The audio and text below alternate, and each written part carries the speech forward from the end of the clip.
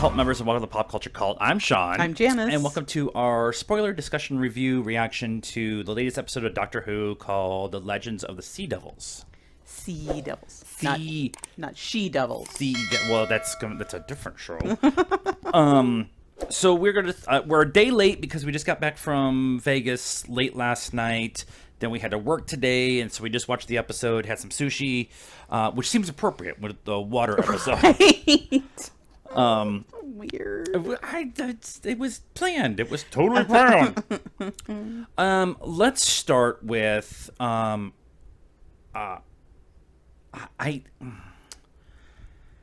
this episode to me feels like a mid-season Davies Moffat episode, a one-off adventure that has some connective tissue to the overall story. Right.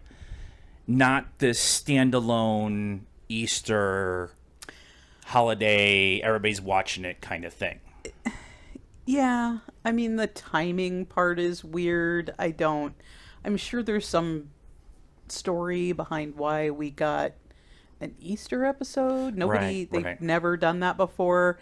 But yeah, aside from the obvious connections, it felt a lot like the one where Tennant ends up on the ship with the boy and his dad, and then they have the siren with Rory and that's Smith. Is it Smith? With Rory and Amy and Rory getting taken. It just kind of feels like that.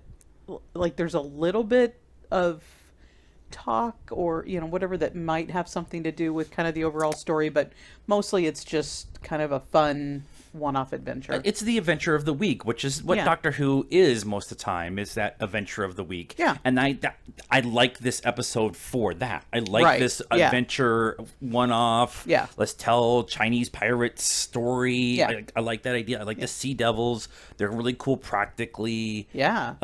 They showed the time vortex where they're floating, the TARDIS is going through. They don't show that very often. Yeah. Special effects were cool. Like, it was a really fun, I liked it episode. It means nothing. Yeah. That's why it feels empty to me. Yeah. I mean, other than the discussion that the Doctor and Mandip, what's her? Yes, thank you. Have, kind of regarding Yaz's feelings, and they're just kind of like there were places they were going to go with that, but now that's all coming to an end, and there was a little bit of the let's just enjoy this for the time that we have, and because we know what the next episode is, right? But it's it's not the Cloister Bells, it's not the Doctor dying for 3 episodes or trying not to regenerate for 3 episodes, right. It's just it was okay. It was fine. Yeah. But it just feels it feels empty. This is always my problem when we know the regeneration is coming. Is that anything you do in this episode, an episode like this, or an episode getting to the end of something, whenever you get there, it always feels rushed. There's no way of getting around it because we know we're getting to it. Well, but Tennant was come on. It was 3 episodes it was like of getting 3 the team, episodes of him just going back and seeing his friends and doing all this stuff. Crying for every single one. Yeah, and that's why I'm excited that Davies is coming back, because that was all Davies. Yeah. And Matt Smith leaving and Capaldi leaving with Moffat, there was emotional stakes to that. And there was a TikTok that was going around, and it was like random questions, and one of the random questions was, do you agree or disagree with this? And one of the questions was, Chibnall was the best thing for Doctor Who, and I said no. It set Doctor Who back 10 years. Yes. And this is that example that I'm going to use. You have a great Doctor Who adventure episode with laying some groundwork for some stuff that could go on. Yeah. That could have been intermixed with the Flux episodes. Yeah. Now, I do understand that because of COVID, they kind of got screwed on their filming of the Oh, Flux okay. stuff. Like they changed some stuff, they shortened some things. It was supposed to be Flux was supposed to be, I think, 10 episodes, and it ended up being 6, I think, is what it ended up doing. Okay. So they had to cut some things, shorten some things, whatever. So that's why the stuff with with Yaz, Jesus, I did it now. With the Yaz and Doctor seemed rushed all of a sudden. Yeah. Yeah. And I love this payoff. I love the payoff of the Doctor saying, no matter who I love or who I want to be with, it always ends in pain, Right. including my time with my wife, Right. which I love Yaz's response to that. Like, wife, what? Wait, what? And then the Doctor saying, well, I was a different man back then. Okay, all right, let me explain. But that payoff for me feels like a really awesome payoff if we have 5-10 episodes of the Yaz and the Doctor Yeah. Yeah. floating around each other like Smith and Rose did. Yeah. That they spent time kind of circling the drain around each other. And so when Rose got stuck in the other dimension and the Doctor's trying to say I love you and blows up a star and doesn't say it, That was Tenet. was that Tenet? Was Tenet? Sorry, Yeah. Tenet. I'm So like- we've done it both ways now. When Tenet and Rose, like that, there was an emotional impact to that resolution. Yeah. I liked this resolution, but it didn't have the emotional payoff. No. No. Because it was like 2 episodes and of them circling each other, Yeah, sort of. yeah. Yaz circling and the Doctor being oblivious, and then this. After what she said, after what the Doctor said in this episode, I don't think she was oblivious. I think she was holding her at arm's length. Yeah. Because she doesn't want to deal with that pain again. Yeah. Which is completely fair and one of the conversations that you need to have about the Doctor.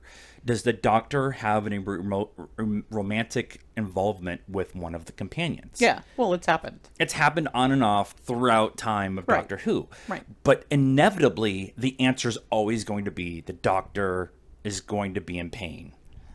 Right. Because of the loss of that loved one. Right. It's the whole,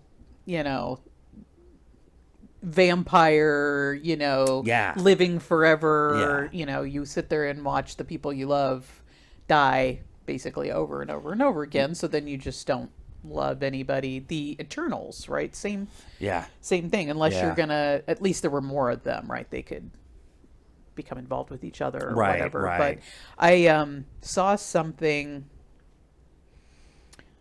in passing. I'm trying to remember where I saw it, but anyway, it was, whatever, on some news thing or whatever, and they were saying Chibnall's afraid that Davies is going to come in and erase the last 3 years of what he's Well, what canon is, yeah. what he's done, and ignore it or whatever. And I didn't read into the article because it felt a little clickbaity, but I was thinking about it in my drive home because traffic was a mess, and I was thinking about it, and it made me mad because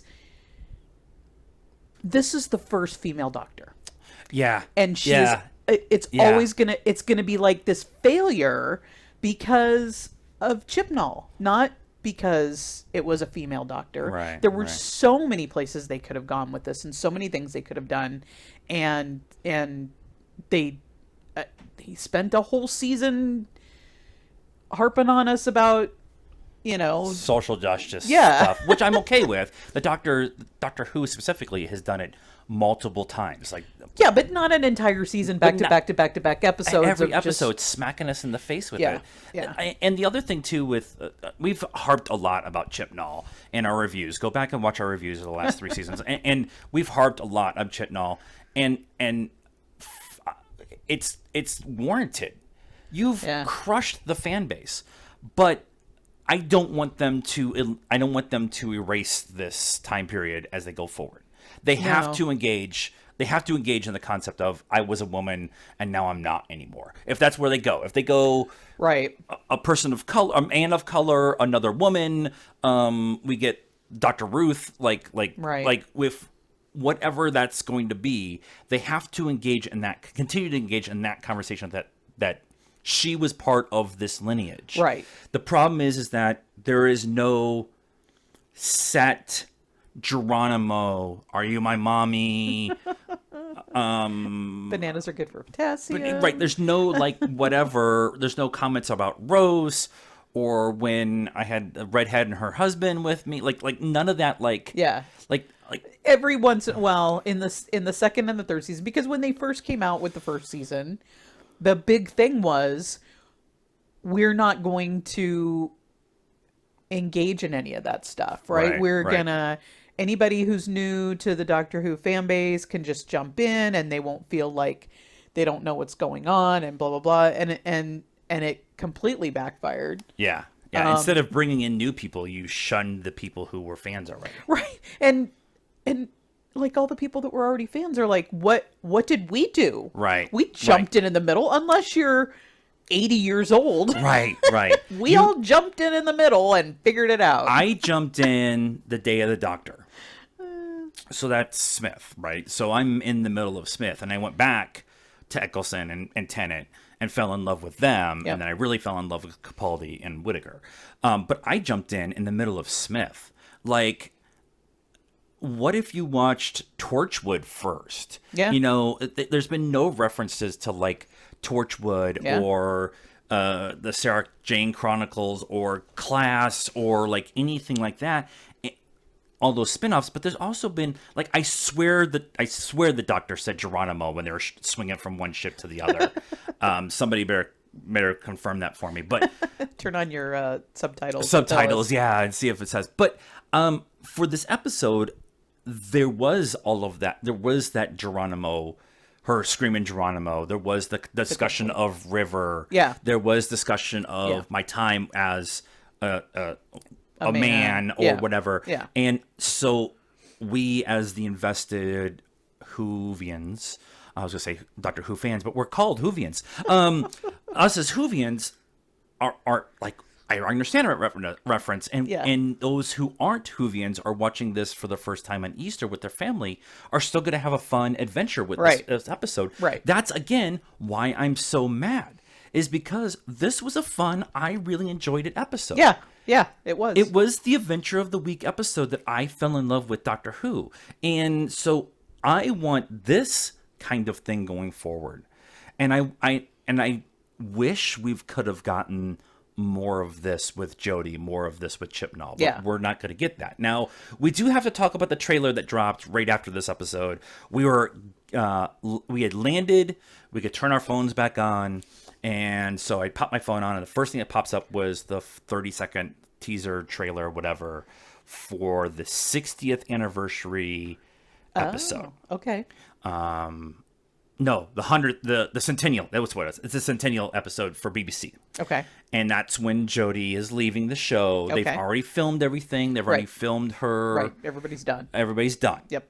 And in that episode, we got Ace and Tegan from the Fourth Doctor and Fifth Doctor, Fourth Doctor and Sixth Doctor. I can't remember. Anyways, so they're going to be in this episode, which I think is amazing. I'd be really happy if they're like in a version of Torchwood. So we're getting them. We're getting the Master back. We're getting the Master with long hair. I'm excited. Sasha's amazing. We're getting the Cyberman. That was the catalyst, the face mask that was part. That story could have been a lot more fun than what it ended up being. Right. I liked that story. It could have been a lot more interesting. But like, so they're going the episode that Jodie leaves, and the Daleks. The Daleks are in the trailer too. So we're gonna get this culmination of all the things, Yeah. which I think is cool, which is going to help with the transition for us Whovians into the new Russell T Davies 2.0 version of Doctor Who. Right. And so I'm excited for that. Yes. Yeah. I'm excited too. I'm just angry that Right. that this is how they treated the first female doctor. No rumors on who the doctor is. Okay, let me back up. There's 700 people who have been confirmed, not rumored, Yeah. confirmed as the doctor, including Tennant. It is not going to be anyone That we the know. American audience is going to be super familiar with. I knew who Jodie was because I watched Broadchurch. Right. But, most people are not, it's not going to be somebody, that, It's not going to be Michael Sheen. Yeah. It's not going to be David Tennant. It's not going to be Idris Elba. Yeah. It's not going to be Daniel Radcliffe. Or Daniel rumor. Craig, Or Daniel or- Craig. Actually, Daniel Craig would be very interesting. And Daniel Radcliffe would be amazing too. But they've set this kind of precedent Yeah. of, I'm going to say it. I want a man of color as the doctor, because the storytelling of going back in time, I've talked about this in the past, the storytelling about a man of color going back in time, especially in the States or the Caribbean or into India. yeah, I mean, they and, did that with Bill. They did that with Bill. They talked about it. But it's and different when it's the doctor and not the Maybe. companion. Maybe. And I think that would be I would be very interesting. But then people are going to complain that they picked a man again.